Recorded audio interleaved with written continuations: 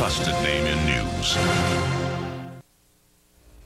And finally tonight, what they did on their summer vacation. A story about a camp that's actually open year-round, where kids and adults can go and play to their heart's content. A place where playing doesn't involve scraped knees or a case of poison ivy. Here's Newsnight's Beth Nissen. Welcome to camp in the Green Mountains of Vermont.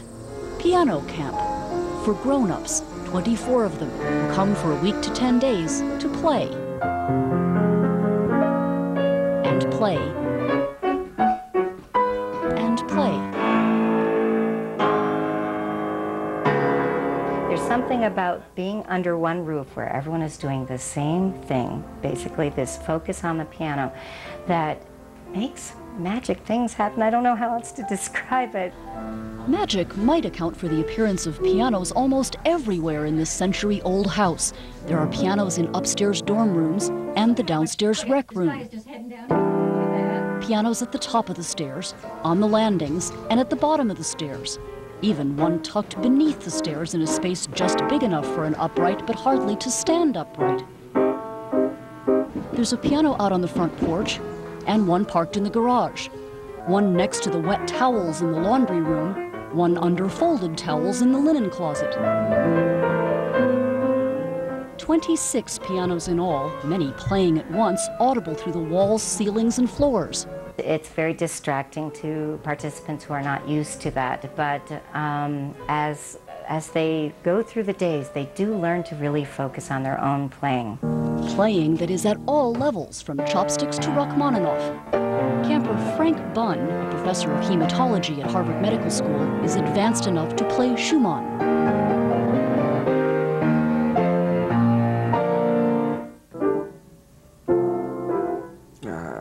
Bob Sargent, a Somerville, Massachusetts chef, is more of a beginner, working on simple chords.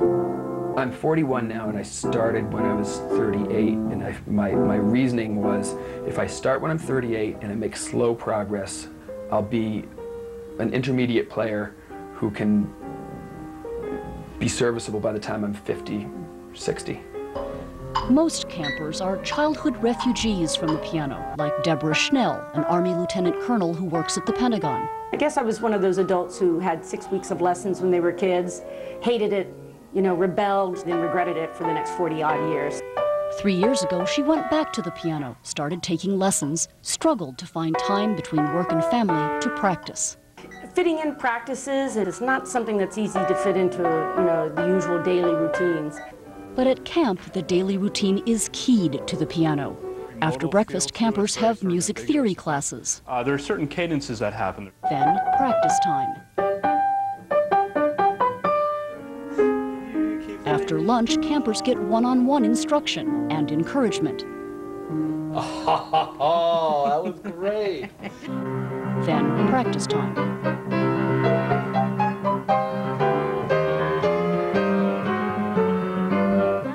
Camp director Polly Vanderlinde, herself a concert pianist, gives afternoon master classes. Take your time, and you can start to gradually enjoy. There's got to be pain on that chord. She helps an accomplished player with phrase expression. She helps a beginner play crosshand. You have to have your eyes ahead of where your hand is. Yes. See how quick that was? That was amazing.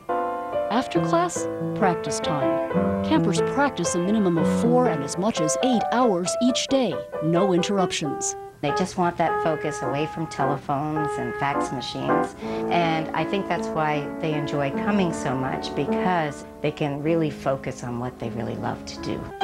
So many love camp that they return year after year.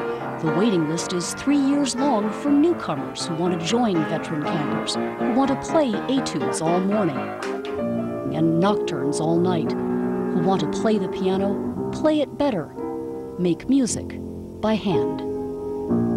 Beth Nissen, CNN, Bennington, Vermont. Now, we all have an idea as to what we can do next summer vacation, but for all of us here at Newsnight, we hope you have a wonderful Labor Day weekend as you enjoy the last weekend of this summer.